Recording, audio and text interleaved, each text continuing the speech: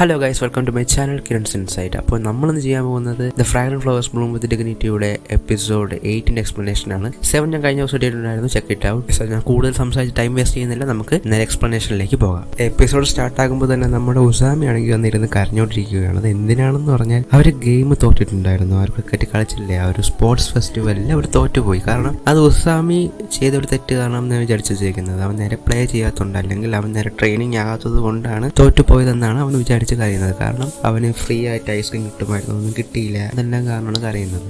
അപ്പം അവൻ്റെ ഫ്രണ്ട്സ് അവനോട് പറയുന്നുണ്ട്, ആരൊക്കെ നമ്മൾ റിൻഡാരോയും സാക്കുവും എല്ലാവരും പറയുന്നുണ്ട്, നീ എന്തിനാ കരയുന്നത്, നിനക്ക് തന്നെ ഓൾറെഡി ഐസ്ക്രീം കിട്ടിയല്ലോ, പിന്നെ എന്തിനാ കരയുന്നത്, നമുക്ക് കിട്ടിയല്ലോ, തോറ്റുപോയി, അത് അടുത്ത മാച്ചിൽ നോക്കാമെന്ന് പറയുകയാണ്. അപ്പം ഉസായും പറയുന്നുണ്ട്, എടാ ഐസ്ക്രീം ഒക്കെ വാങ്ങാം, പക്ഷെ നമുക്ക് ഫ്രീ ആയിട്ട് കിട്ടിയില്ലല്ലോ, ഫ്രീ ആയിട്ട് കിട്ടാനുള്ളതല്ലേ നമ്മൾ പുറത്തുപോയി പൈസ കൊടുത്ത് വാങ്ങുന്നത്, അതിൻ്റെ വിഷമം എനിക്കുണ്ടെന്ന് പറഞ്ഞ് വീണ്ടും കിടന്ന് കരയിക്കണം. അപ്പോൾ ആ കടയിലുണ്ടായിരുന്ന ഐസ്ക്രീം കൊടുത്ത് ആൻറ്റി പറയുകയാണ്, കുഴപ്പമില്ല, നിങ്ങൾ തോറ്റുപോയി എന്ന് പറഞ്ഞ് വിഷമിക്കേണ്ട ആവശ്യമില്ല, വേണമെങ്കിൽ ഐസ്ക്രീം കുറച്ചും കൂടെ ഫ്രീ ആയിട്ട് തരാമെന്ന് പറയുകയാണ്. സോ അപ്പോൾ നമ്മൾ ഉസാമി തീരുമാനിക്കുകയാണ്, ഇനി അടുത്ത മാച്ചിൽ, അടുത്ത ഫെസ്റ്റിവലിൽ ഉറപ്പായിട്ട് കപ്പ് നമുക്കായിരിക്കും, നമ്മൾ ഉറപ്പായിട്ട് ജയിക്കും എന്ന് പറഞ്ഞ് വാശിയിലൊക്കെ നിൽക്കുകയാണ്. അപ്പോഴാണ് നമ്മൾ റിൻഡാൽ പറയുന്നത്, നിങ്ങൾക്ക് ടൈം ഉണ്ടെങ്കിൽ എൻ്റെ കൂടെ ഒന്ന് പാർക്കിലോട്ട് വരും, നമുക്ക് കുറച്ച് പേരെ മീറ്റ് ചെയ്യാനുള്ളൂ എന്ന് പറയുന്നത്. വേറെ ആരെയുമല്ല, നമ്മളുടെ വാഗൂരിയെയും സുബാരുവിനെയാണ് മീറ്റ് ചെയ്യാൻ വരുന്നത്. സോ ഈ വാഗൂരിയും സുബാരുവും നമ്മളുടെ റിൻഡാലുള്ള ഫ്രണ്ട്സിനെ ഒന്ന് കാണണമെന്ന് പറഞ്ഞായിരുന്നു. സോ അതുകൊണ്ട് തന്നെ റിൻഡാൽ അവരെ കൂട്ടിക്കൊണ്ട് ആ പാർക്കിലേക്ക് പോവുകയാണ്. ആ പാർക്ക് എന്ന് പറഞ്ഞാൽ കുറച്ച് ദൂരെയാണ്. ഈ ദൂരെ എന്തിനാണ് മീറ്റ് ചെയ്യാൻ പോകുന്നതെന്ന് പറഞ്ഞാൽ, ഇവൾക്കൊക്കെ സ്കൂളിലുള്ള പെൺകുട്ടിയും പിന്നെ ചെയ്തൊരു സ്കൂളിലുള്ള ആൺകുട്ടികളുമാണ്. സോ അതുകൊണ്ട് തന്നെ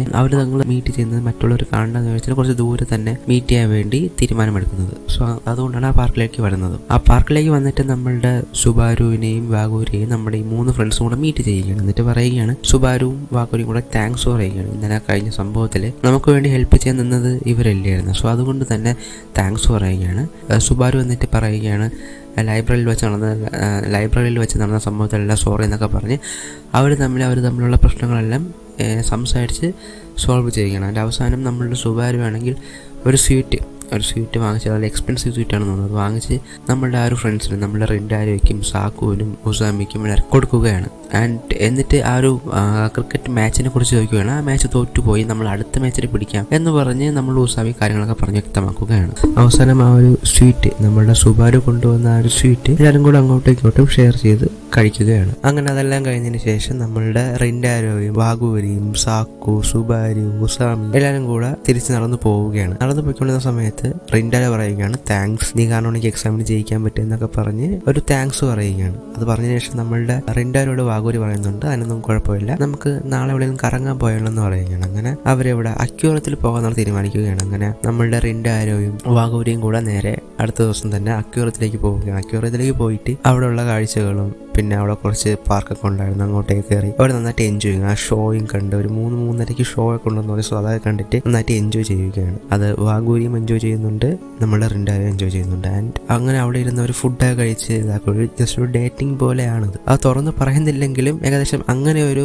സിറ്റുവേഷനാണ് പൊയ്ക്കൊണ്ടിരിക്കുന്നത് ഇപ്പോൾ. അങ്ങനെ നമ്മളുടെ വാഗൂരി ആണെങ്കിൽ അടുത്ത നിമിഷം തന്നെ വേറൊരു പെൺകുട്ടിയെ കണ്ടുമുട്ടി. ആ പെൺകുട്ടിയാണെങ്കിൽ ഒറ്റപ്പെട്ടു പോയി, ഒരു കൊച്ചുകുട്ടി വഴി മാറിപ്പോയിരിക്കുകയാണ്. അപ്പോൾ വീട്ടുകാരെയും കാണാനില്ല, അച്ഛനും അമ്മയും കാണാനില്ല, ആ പെൺകുട്ടി ഒറ്റയ്ക്കിരുന്ന് കരയുകയാണ്. നമ്മളുടെ വാഗൂരി പറയുന്നുണ്ട്, ലാസ്റ്റ് ഷോ നമുക്ക് കാണേണ്ട ആവശ്യമില്ല, നമുക്ക് ഫസ്റ്റ് ഈ പെൺകുട്ടിയുടെ അച്ഛനമ്മയും കണ്ടുപിടിച്ച് കൊടുക്കാമെന്ന് റിൻഡാരോട് പറയുക. അപ്പോൾ റിൻഡാരോ ഓക്കെ പറയുകയാണ്. അങ്ങനെ റിൻഡാരയും ആ പെൺകുട്ടിയും പിന്നെ വാഗൂരിയും കൂടെ കുറച്ചൊന്ന് ഇൻട്രൊഡ്യൂസ് ഒക്കെ ആവുകയാണ്, എന്താണ് കാര്യങ്ങളൊക്കെ പറയുന്നത്. അങ്ങനെ വാഗൂരി ആണെങ്കിൽ, ഞാൻ ഇവളുടെ പാരൻസിനെ കണ്ടുപിടിക്കാൻ, നീ ഇവളുടെ കൂടെ നിൽക്കാൻ വേണ്ടി റിൻഡാരോട് പറയുകയാണ് വാഗൂരി. അപ്പോൾ വാഗൂരി ഓക്കെ എന്ന് പറഞ്ഞിട്ട് ആ കൊച്ചു കുട്ടിയോട് നമ്മൾ റിൻഡാരോ ഇരിക്കുകയാണ്. റിൻഡാരോ ഇരുന്നപ്പോൾ തന്നെ റിൻഡാരോട് കുറച്ച് കാര്യങ്ങളൊക്കെ പറയുന്നുണ്ട്, ആ കുട്ടി, നിങ്ങൾക്ക് ഞാൻ കാരണം ബുദ്ധിമുട്ടായില്ലേ.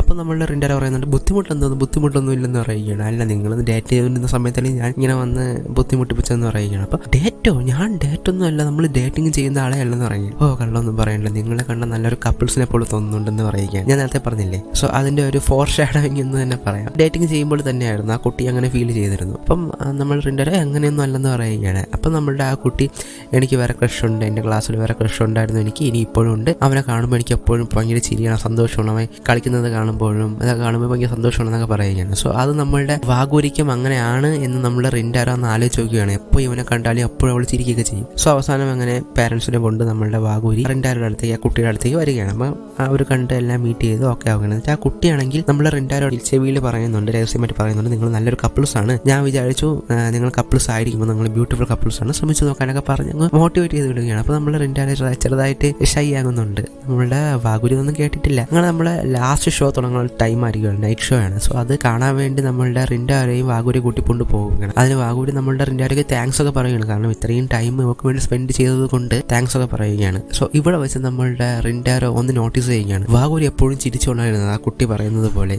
ഈ കൃഷ്ണനെ കാണുമ്പോൾ എപ്പോഴും ചിരിക്കുമെന്ന് പറഞ്ഞില്ല, അതേപോലെ വാഗൂരി എപ്പോഴും നമ്മൾ റിൻഡാരോ അടുത്തിരിക്കുമ്പോൾ ഭയങ്കര ചിരി സന്തോഷമൊക്കെയാണ്. സോ ഈ ഒരു ബ്യൂട്ടിഫുൾ ആയിട്ടുള്ള മൊമെന്റ് വെച്ച് നമുക്ക് ചിലപ്പോൾ ഒരു ക്ലൂ തരുന്നതായിരിക്കും ഇവർ ചിലപ്പോൾ ഒരു കപ്പിൾസായി മാറുമെന്ന്. സോ ഈ ഒരു ബ്യൂട്ടിഫുൾ മൊമെന്റിൽ നമ്മളുടെ ഈ ഒരു ആനിമെ എപ്പിസോഡ് എൻഡ് ആവുകയാണ്. സോ ഇത്രയേ ഉള്ളൂ എപ്പിസോഡ് 8. നാളെ നമ്മൾ എപ്പിസോഡ് 9 ആയിട്ട് വരും. സോ മാക്സിമം ലൈക്ക് ചെയ്യുക, ഷെയർ ചെയ്യുക, സബ്സ്ക്രൈബ് ചെയ്യുക ആൻഡ് കമൻറ്റ് ചെയ്യുക നിങ്ങൾ. ഓക്കെ, നമുക്ക് നെക്സ്റ്റ് വീഡിയോയിൽ മീറ്റ് ചെയ്യാം. ബൈ.